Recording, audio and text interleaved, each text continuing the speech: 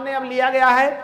और ये जो पंक्तियां हैं, ये पंक्तियां जो हमारे शशि सर हैं, जो आपको पर्यावरण पढ़ाते हैं, भूगोल पढ़ाते हैं, उनके द्वारा ये पंक्तियां लिखी गई। तो मैंने पंक्तियों को पढ़ा, तो पंक्तियां पढ़ के मुझे बहुत ही अच्छी लगी। तो मैंने सोचा क्यों ना इसमें रस का निर्माण कर लिया जाए। तो इन पंक्तियों को हमने रस की संज्ञा दे दी गई है।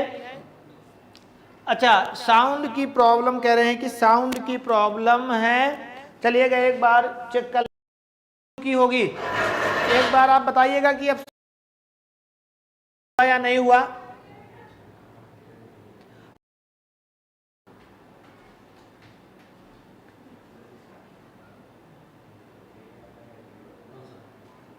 अच्छा, अब पीर पेड़ों से बांटे तुम्हारे लिए, कितने वनवास काटे तुम्हारे लिए, था पता है छलावा हिरन ये नहीं, मीलों तक फिर भी भागे तुम्हारे लिए।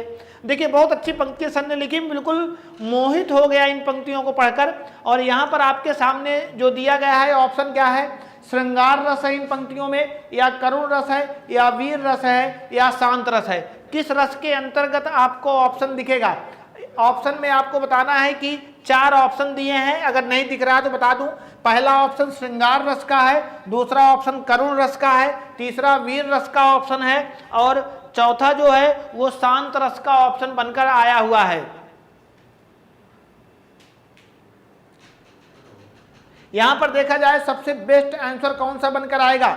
देखिएगा ये पंक्तियां, पहली बात तो करुण रस की नहीं बनेगी। करुण रस के लिए मैंने आपको बताया गया है कि जहां पर दरिद्रता की, दीनता की स्थिति होती है, नायक नायिका हमेशा के लिए अलग हो जाएं, या किसी व्यक्ति की मृत्यु हो जाती है, तब बनता है ना करुण रस।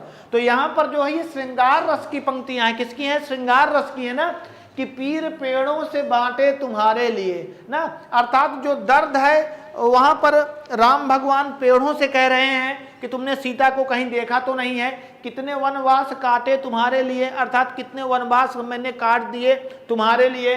और था पता है छलावा हिरन ये नहीं, अर्थात उन्हें पता था कि कोई छलावा है, ये हिरन सचमुच का नहीं है। और मीलों तक फिर भी भागे तुम्हारे लिए, लेकिन फिर भी प्रेम में पड़कर वो मीलों तक भागे। बिल्कुल जितेंद्र जी कह रहे हैं धोखा हो गया था, बिल्कुल सही बात है। एक सर की बात है, उनमें बहुत ज़्यादा ध्यान आप लोग देते हो। तो यहाँ पर देखा जाए तो ये श्रृंगार रस की पंक्तियां हैं, लेकिन ये यहाँ पर संयोग श्रृंगार नहीं है, वियोग श्रृंगार है। क्योंकि नायक और नायिका अलग हो चुके हैं ना, नायक नायिका अलग हो चुके हैं, तो वियोग श्रृंगार को आपको दर्शाया जाएगा। किसको दर्शाया जाएगा? वियोग श्रृंगार के अंतर्गत माना जाएगा। चलिएगा आज का अंतिम प्रश्न है, और ये भी पंक्तियां शशि सर की ही हैं, ये भी पंक्तियां शशि सर की ही थी, हमने इनको रस में स्थान दे दिया है बस। और पंक्तियां ये भी हैं, आपके सामने प्रस्तुत है। रात पर रात जागे तुम्हारे लिए ना, कि रात पर रात जागे तुम्हारे लिए, मुश्किलों में थे आगे तुम्हारे लिए, सिंधु सागर के लहरों का मद तोड़ कर, प्रेम का सेतु बांधे तुम्हारे लिए। अर्थात मुझे लगता है किशोर सर होते ज़्यादा इस पंक्ति को और अच्छे से प्रस्तुत कर पाते, क्योंकि उन्हें जो गाने में महारत हासिल है वो तो मुझे नहीं है। तो यहाँ पर आपको बताना है कि सबसे बेस्ट ऑप्शन कौन सा बनकर आ जाएगा। अच्छा चलिएगा, अब वैसे भी प्रश्न खत्म ही है, ऑप्शन बता देता हूँ। वीर रस है, शांत रस है, श्रृंगार रस है, और करुण रस है। यहाँ पर ऑप्शन आपके सामने दिए गए हैं कि सबसे सही जवाब बनकर कौन सा आ जाएगा।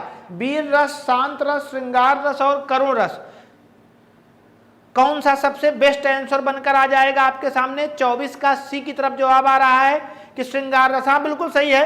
पंक्तियों को अगर आप देखेंगे, एक बार आप ध्यान से पढ़ेंगे तो पंक्तियां आपको समझ जाएंगी कि जो पंक्तियां लिखी गई हैं वो श्रृंगार रस के ही अंतर्गत लिखी गई हैं, और बहुत ही खूबसूरत पंक्तियां लिखी गई हैं। दोनों ही पंक्तियां जो सर ने लिखी हैं वो मुझे बहुत अच्छी लगी, तो इसलिए मैंने इनको स्थान दे दिया। और अगली बार से जब हम लोग रस का टॉपिक पढ़ा करेंगे तो क्लास में, कक्षा में उदाहरण के अंतर्गत ये दोनों पंक्तियों को भी मैं स्थान दूंगा आपके सामने। ठीक है दोस्तों, तो आज जो प्रश्न हम लेकर आए थे दोस्तों, वो 24 प्रश्न आपके सामने मैं लेकर आया था, और मुझे उम्मीद है